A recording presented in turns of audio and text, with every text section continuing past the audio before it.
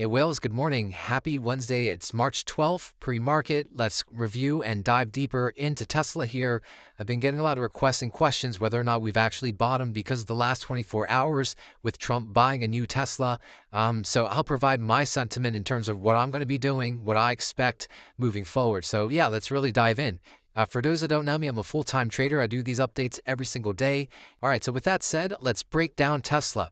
So you all know my sentiment, right? We had an uptrend for wave 3 in black. We're putting in a triple correction, guys, a WXYXZ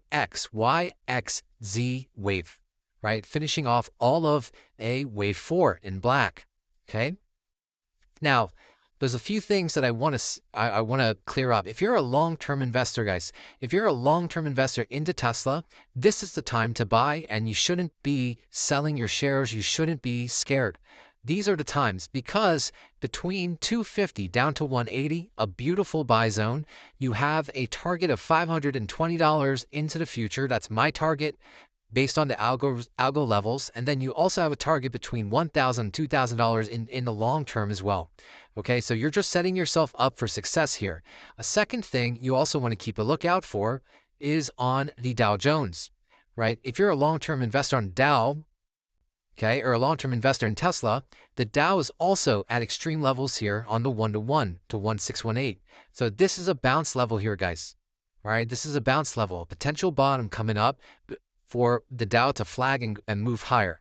Okay, so this is a pretty good sentiment to keep on holding your shares, to keep on accumulating slowly.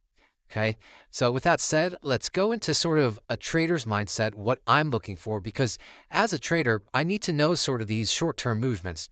So what I'm looking at, guys, all right, I'm still patiently waiting to see whether or not Tesla can show me some strength and push out from this downtrend. Because currently, as you guys know, we're making lower highs. We're making lower highs constantly, and we're getting sold off every time Tesla does have a relief rally or a bounce towards the upside, right? It just keeps getting sold off.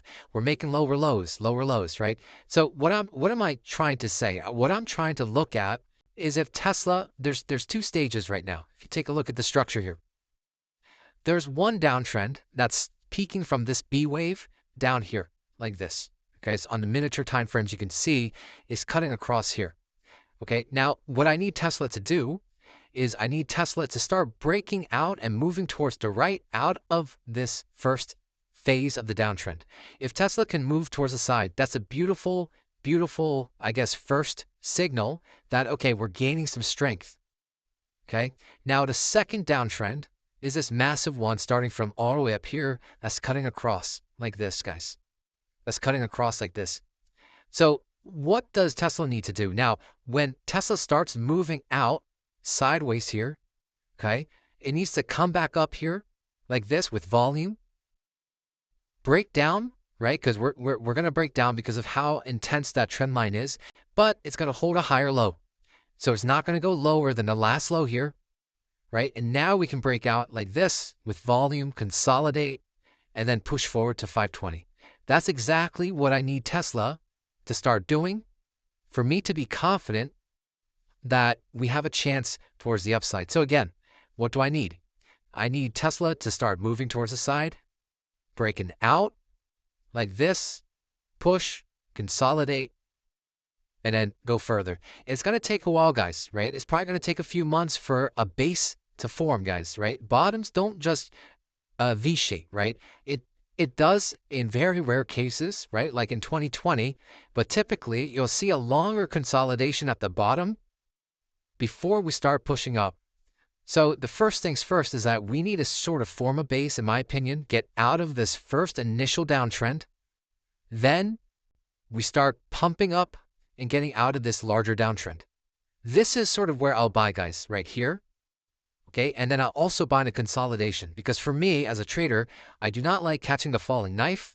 I like catching the dips on uptrends, guys. The dips on uptrends. That is how you win over a longer period of time because you never know. We don't know if this is the bottom, guys, or if it keeps going down to 180. Who knows, guys? Who knows? Because if you take a look at Tesla on the monthly level, right, and you project this trend line out, and then you also take the fib levels from the very beginning all the way up to the top here, the 618 golden ratio, is still around this 170 to 180 mark, guys.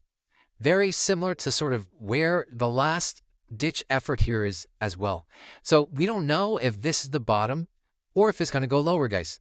That's why for me as a trader, I'm waiting. I'm waiting to see if Tesla can stop getting sold off every time. Right now, the big problem is that if we do break out of here, we could get this trend line and break down again. Break down again, and this could be the final. Right? That's also a very big possibility. This is why, guys, I'm waiting. I'm waiting patiently for Tesla to start breaking out. Boom. There we go. I'm buying the dips here. Again, consolidate. Boom. Buying the dips here. That's exactly what I want to see. Until then, there is no reason for me to try to catch the knife here. There's no reason. So again, I'm waiting patiently.